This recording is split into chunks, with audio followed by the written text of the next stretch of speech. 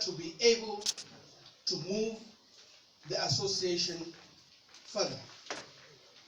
The vision of NAPS is obviously nurturing for national development, the upbringing of our children so that they become effective citizens, useful to themselves and useful to the nation.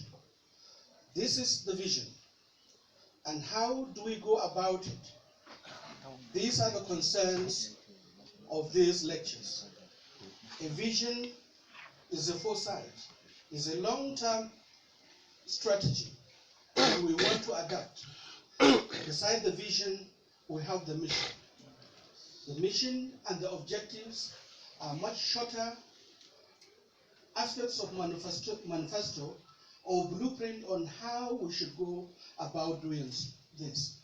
What we have learned today, clearly, if we are able to put them into practice, in other words, apply the concepts, apply the theories, they will be useful to us, not only at organizational level of NAPS, but also in schools administration. Take most of the issues, most of the concepts used, and you will definitely be able to apply them in concrete terms in school administration and obviously in organization. The whole concept of NAPS today, which we have learned in Abuja, is simply that of corporate governance. In other words, to use those concepts and theories of management as we know them today, so that we will be able to apply them in our schools and apply them to NAPS. The whole idea is it will never be business as usual. NAPS is now willing, is committed, is all up and doing in order to create change. In other words, change management. Our attitude before is likely to be that of care-free complacency. In other words, I don't care attitude. I don't care whatever happens to NAPS at various levels. Now it is no longer the case. We want everybody to be carried along. That is the new mission. That is the new objective. Now, if we look at the corporate governance structure of NAPS, it takes care of the national, zonal, state, and local level. Now, an organization, as you all know, is just like a system. And what makes a system is the interdependent relationships of the various units. No unit is greater or lesser than the other one in functional terms. In other words, at the national level, they make policies. They look at the situation, environmental analysis as it has been shown, and decide what are the kind of policies that we can come up in order to make NAPS stronger and much better than it is.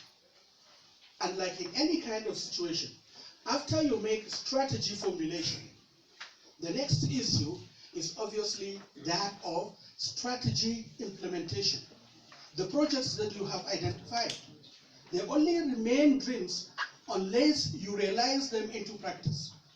And how do you go about realizing them? And that is where, by way of structure, there is need to cascade, to bring down those values, those projects, down to the other levels. And that is where, for instance, from the national, then the zonal structure comes into play.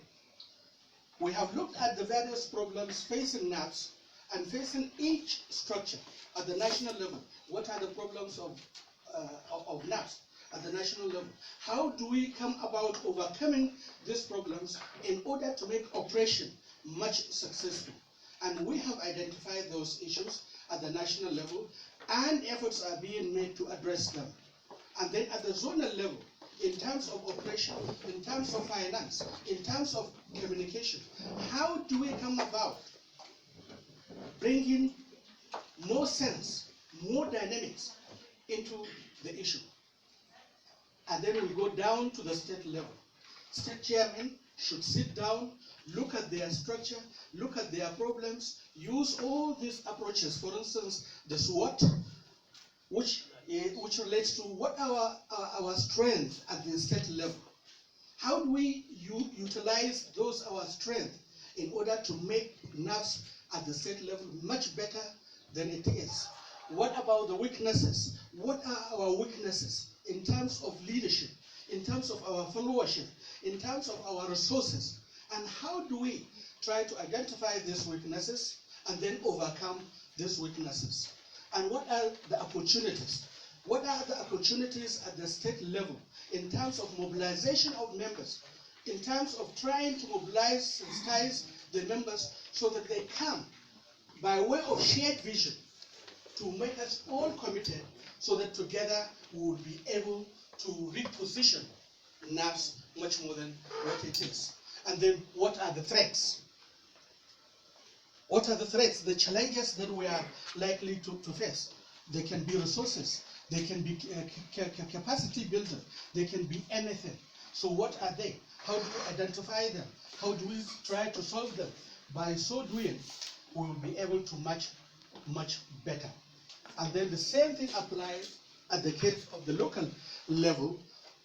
The situation should be the same for them to make situation analysis, for them to be able to come up with ways they can overcome the problems, for them also to be able to implement the various projects which NAFS has designed in order to make it much better.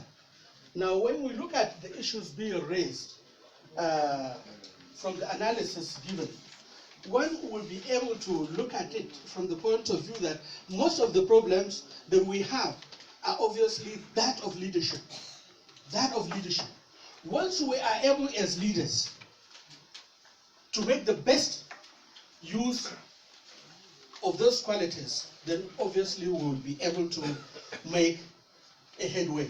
Now, after all the discussion, I have been able to take some of the words or adjectives being very useful as qualities of leadership, and one would be able to summarize them as some of them given by you. The leaders should be innovative, trustworthy, knowledgeable or competent. They should be team leaders. They should be focused. They should be capacity builders. They should be optimistic. They should be open-minded. They should be liberal-minded. They should be holistic. They should be confidential. They should be unifiers. They should be resilient. They should be mobilizers, etc., etc. Now, if you take each of these adjectives, or whatever it is, and we use them, applying them in our own scenarios, whether at the state or local or zonal level, we will be able to achieve our shared vision and make the best out of the situation. And when you look at these leadership qualities, the issue is what makes a good leader, as somebody has said. Forget about, to some extent, most of the adjectives being used. Use your conscience as a leader. In fact, that is another one. Whether you use the term strategic leadership or strategic leader, or visionary leader, or efficient leader, or effective leader, or influential leader, or intelligent leader, or qualitative leader, or exemplary leader, or inspirational leader, or transformational leader, or passionate or Pygmalion leader. The most important thing is for you to be a conscientious leader. One who knows about his vision, what I am and what I want to be, what NAFS is and what we want NAFS